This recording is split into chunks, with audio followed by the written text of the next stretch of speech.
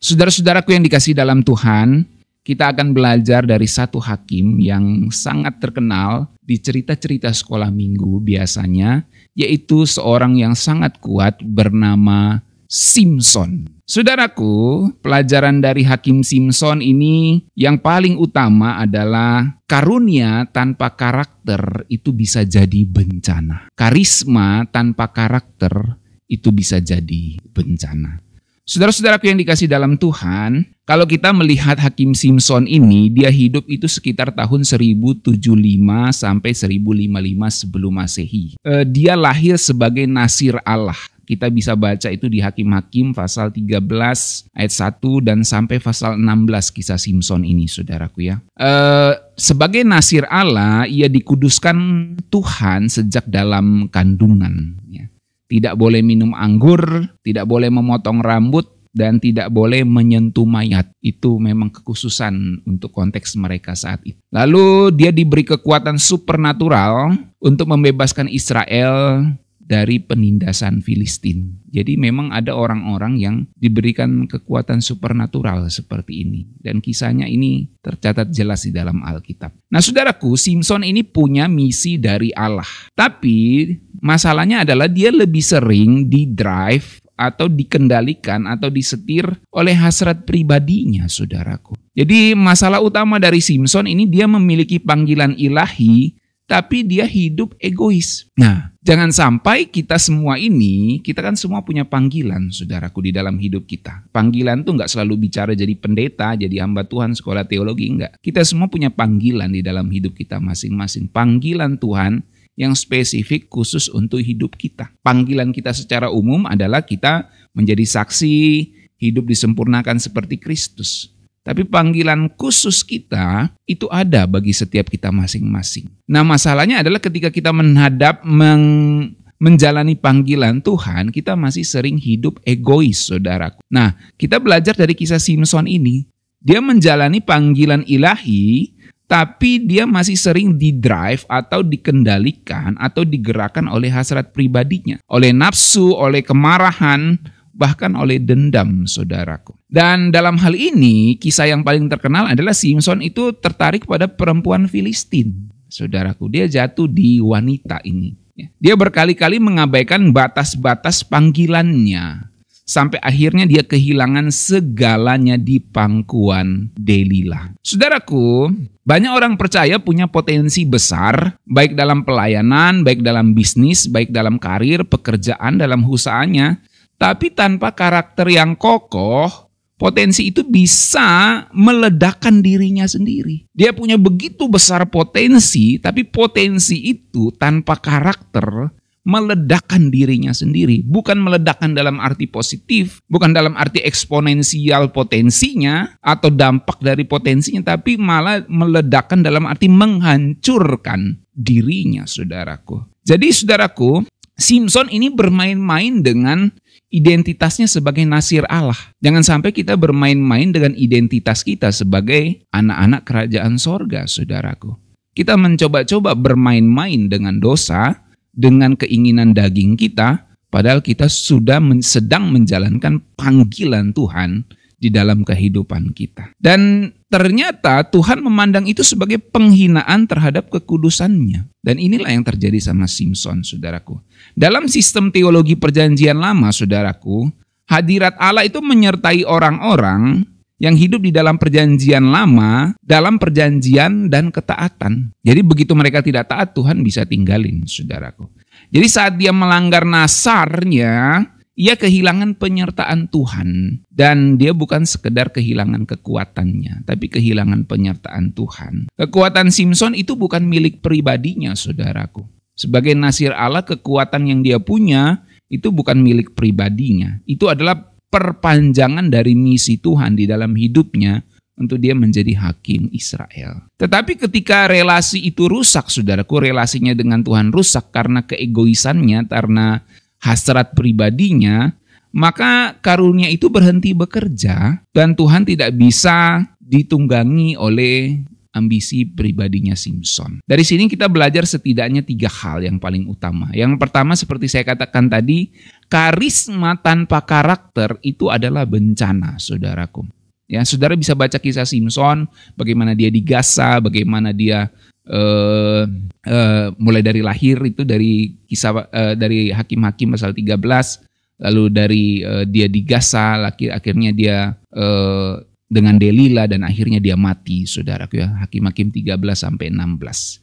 Dari situ kita belajar bahwa karisma tanpa karakter itu adalah bencana. Saudaraku, Simson punya pengurapan yang luar biasa, tapi dia tidak membangun disiplin rohani dan dia tidak membangun kontrol dirinya. Ini masalah dari Simson. Punya karunia, punya karisma, tidak disertai dengan buah roh pengendalian penguasaan diri. Dan dia tidak membangun disiplin rohaninya. Dia punya karunia, tapi dia suka-suka saja gunakan karunia itu dengan hasrat pribadinya.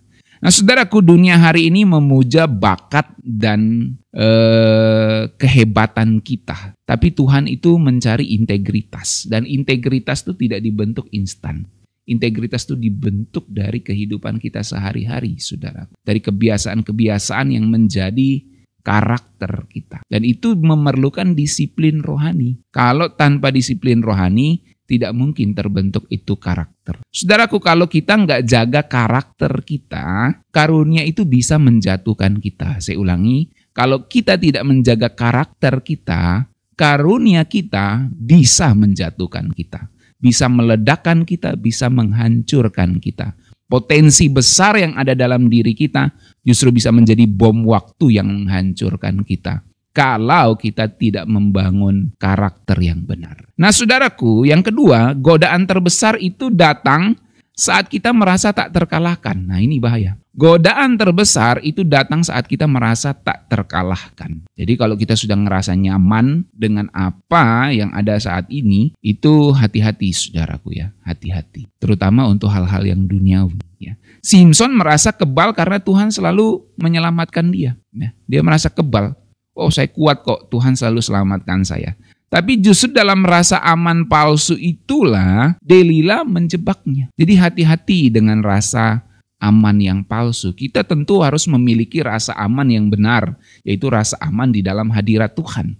Tapi kalau rasa aman itu disandarkan pada hal-hal duniawi, maka itu bisa membahayakan kita. Atau kalau kita merasa Tuhan melindungi kita, tapi kita masih melaksanakan hasrat pribadi kita, itu sedang mempermainkan Tuhan, seperti Simson. Dia menaruh rasa amannya pada Tuhan menurut dia, padahal dia sedang melaksanakan misi atau misi pribadinya, bukan misinya Tuhan. Jadi hati-hati, saudara, itu sangat tipis, halus perbedaannya. Jadi harus kita benar-benar peka terhadap kehendak Tuhan.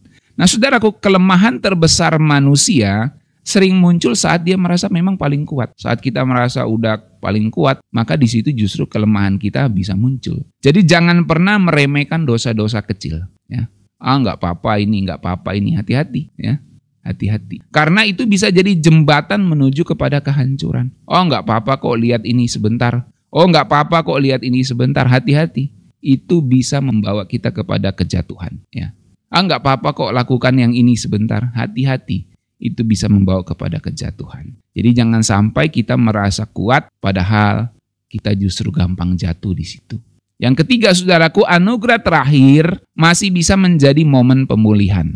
Kalau saudara baca kisah Simson, karena dia ditangkap, ya kita sudah tahu ceritanya semua ya, karena kita sedang dengar dari sekolah minggu. Dia dipotong rambutnya, lalu dia ditangkap dan intinya dimasukkan ke penjara, dia dicungkil matanya, dia jadi buta, lalu dia kerjanya itu giling-giling gitu ya, putar-putar tuh saudara, kalau saudara pernah nonton film Simpson kayak gitu ya.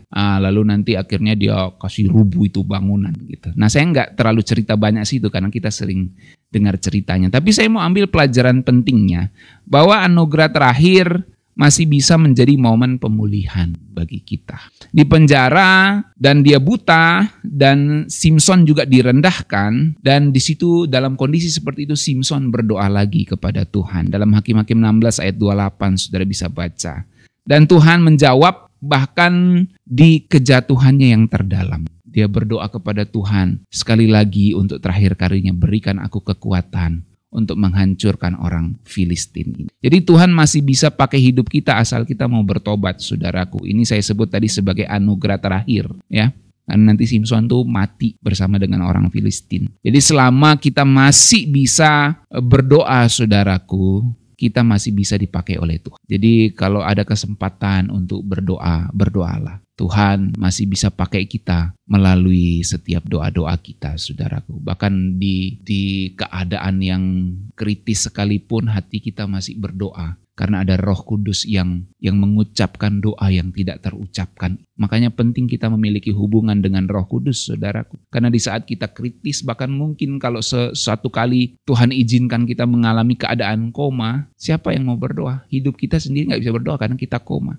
Tapi Roh Allah itu bisa berdoa untuk kita dengan kata-kata yang tidak terucapkan. Makanya penting untuk memiliki hubungan dengan Roh Kudus, saudaraku. Jadi mari kita memiliki relasi yang baik dengan Tuhan, saudaraku. Generasi ini saat ini haus sekali akan validasi. Mau cepat naik tapi nggak tahan godaan, ya. Generasi sekarang ini dengan begitu banyak godaan yang ditawarkan oleh dunia ini, mau nyari validasi, mau nyari kesenangan jiwa gitu, ya. Kemarin kita dengar khotbah bahwa jiwa ini maunya senang-senang saja, ya. Dari Pak Indarto kemarin kita dengar khotbah. Ya, jiwa ini maunya senang-senang, padahal Tuhan sering bawa kita ke tempat pengujian gitu. Jadi Tuhan panggil kita itu bukan hanya ke tempat pelayanan, tapi Tuhan panggil kita ke tempat pengujian. Dan itu pekerjaan Roh Kudus di dalam hidup kita. Jadi jangan sampai kita ini maunya yang nyaman-nyaman saja, saudaraku. Mau cepat naik, mau menggunakan segala karunia, tapi kita nggak membangun karakter. Dan karakter itu dibangun dari tempaan. Karakter itu dibangun dari kesulitan, dari penderitaan. Dan itu membentuk karakter. Sama seperti emas yang mau dimurnikan, itu harus dihajar oleh api, harus dipanaskan, dia harus mengalami ketidaknyamanan. Tapi begitu dia selesai di api pengujian, dia murni timbul seperti emas. Itulah karakter. Jadi hati-hati kalau kita punya karunia, potensi, bakat, kepintaran, kepandaian, pekerjaan, jabatan, gaji yang gede, apapun itu, saudaraku. Kita merasa itu berkat dan karunia, karisma dari Tuhan.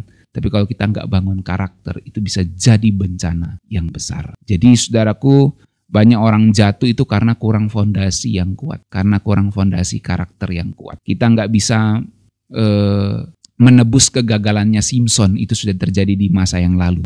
Tapi kita bisa belajar dari kisah Simson supaya kita nggak ulangi lagi. Kalau kita ngerasa punya karunia, punya karisma, punya bakat, punya kepintaran, punya segala fasilitas yang bisa memaksimalkan kita, jangan lupa membangun karakter. Demikian firman Tuhan, saudaraku, mari kita satu dalam doa.